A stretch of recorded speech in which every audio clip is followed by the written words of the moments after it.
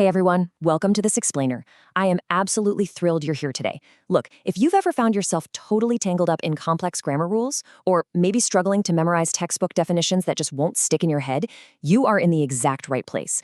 Today, we're going to completely demystify English grammar, and the crazy part, we're going to do it using just one single mental image. No dry textbooks, no overwhelming lists, just a really simple, clear visual structure that's going to lock the 8 parts of speech into your brain forever. And here's why this actually matters. Mastering these parts of speech isn't just about, passing a grammar test. It is literally the secret code to becoming a vastly better communicator, writer, and storyteller in your everyday life. Okay, let's dive into this. Think about this quote for a second. A kitchen naturally contains objects, actions, positions, descriptions, and emotions. Because of that, we can actually teach all 8 parts of speech from just a single picture of a room we all know super well. So, we're going to build a little spatial tour experiment together right now. By the end of this explainer, you're going to be able to decode incredibly complex sentences just by picturing what's happening in this everyday space. All right, let's kick things off with the absolute bedrock foundation, the noun. A noun is really just the name of a person, a place, an animal, or a thing. Think of it kind of like this. Before we can do anything at all in our mental space, before we can even tell a story or describe an event, we have to actually name the physical space and the items around us. Without nouns, we literally have nothing to talk about. They are the solid physical objects in our world. So let's walk into our conceptual room. I want you to mentally look around the space with me as we catalog the physical objects we see. Okay, we're standing in a kitchen. Over in the corner, there's a refrigerator. Overhead, there's a lamp hanging down.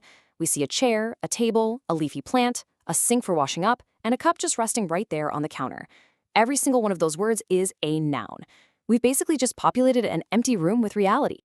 Let's put those nouns into practice with a super basic starting point. This is a kitchen. There is a table and a chair. See how those specific nouns anchor the reality of the room?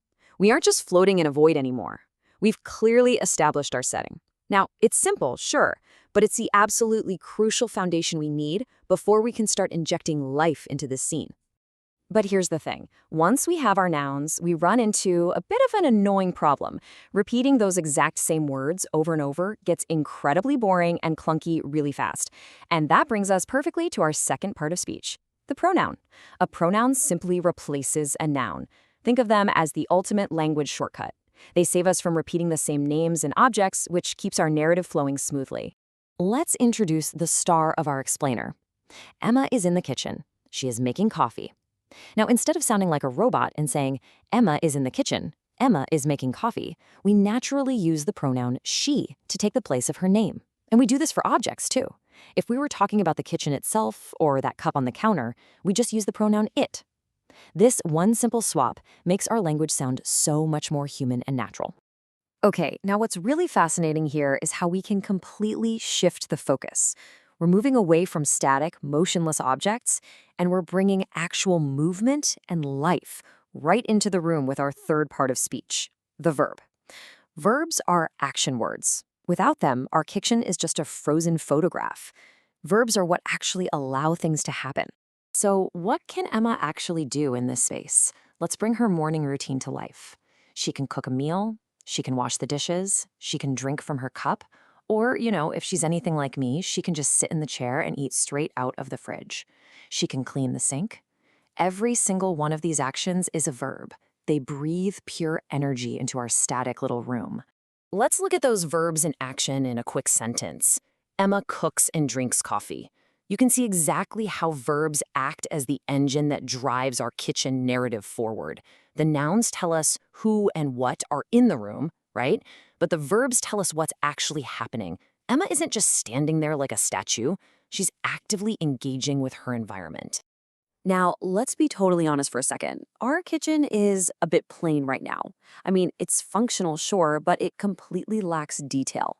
And that is exactly where our fourth part of speech comes in. The adjective. An adjective describes a noun.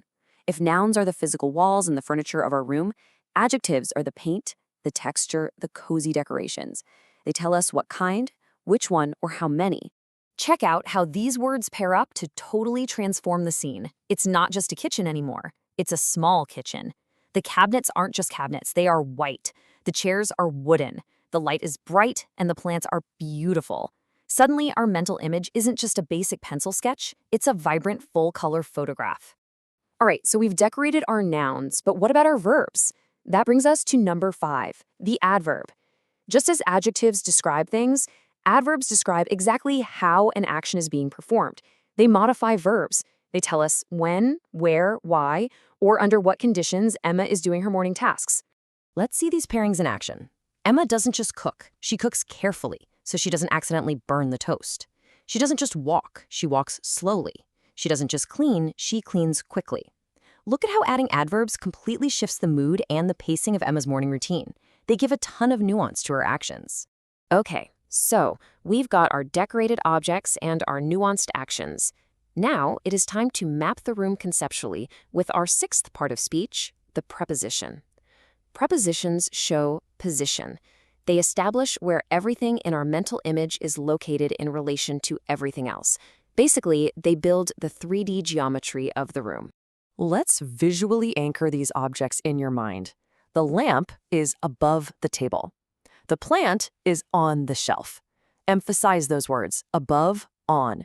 They tell you exactly where to look in your mental picture. You now instantly know the spatial relationship between the lamp and the table and between the plant and the shelf. Let's finish sketching out the floor plan here. The chair is next to the table. The rug is under the table.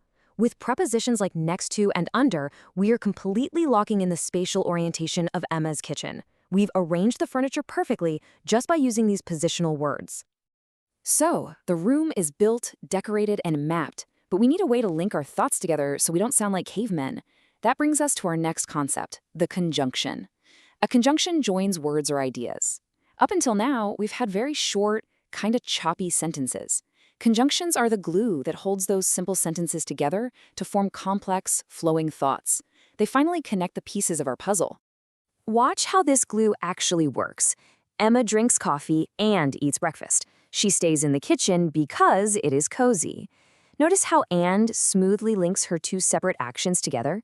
And then notice how because links her action of staying in the room directly to her feeling about the room being cozy. Conjunctions turn a boring list of facts into a cohesive, flowing narrative. All right, we made it to the final piece of the puzzle. Number 8, the interjection. Interjections show strong feeling. While the rest of our parts of speech build the logical, physical reality of the room, this final building block injects pure, unfiltered human emotion and reaction into the scene. They are the gasps, the sighs, and the cheers of our language. You literally have to read these with a bit of enthusiasm to really feel how they work. Wow, what a beautiful kitchen. Oh, the coffee is hot. Yummy, the food smells good. Words like wow, oh, and yummy, they don't change the physical layout of the room at all, but they bring this incredible, spontaneous energy to Emma's morning. They just make the whole scene feel lived in and real. Okay, grand finale time. Let's bring all of these elements together into the first half of our story. Wow, this is Emma's kitchen. She loves it very much. It is a small, beautiful kitchen with white cabinets. Every morning, she cooks breakfast and drinks coffee. I mean, just look at how far we've come. We started with a basic, boring list of empty nouns, and now we have a beautifully textured, emotionally resonant scene. And here's the rest of her morning. She moves carefully around the kitchen. The lamp hangs above the table, and the plant sits on the shelf. Emma drinks coffee and reads a book because the kitchen is cozy. So the absolute crucial point here is this. You can now look at this entire complex paragraph, and you actually have the tools to decode every single word. You know the nouns, the action verbs, the descriptive adjectives, the positional prepositions, and the joining conjunctions. So, to wrap up this explainer, I want to leave you with a super quick challenge. In our story right now, the word carefully is highlighted. Which part of speech is this? Think about what it's doing. It's describing exactly how Emma moves. If you guessed adverb, you are spot on. I really hope you leave this explainer feeling totally empowered to spot these 8 parts of speech in your own daily routines. Because remember, mastering this stuff isn't just about labels. It's about giving yourself the tools to tell clearer, richer, and way more compelling stories. Grammar isn't a textbook. It's just the code we use to describe the world around us. Keep learning, keep visualizing, and I'll see you in the next explainer.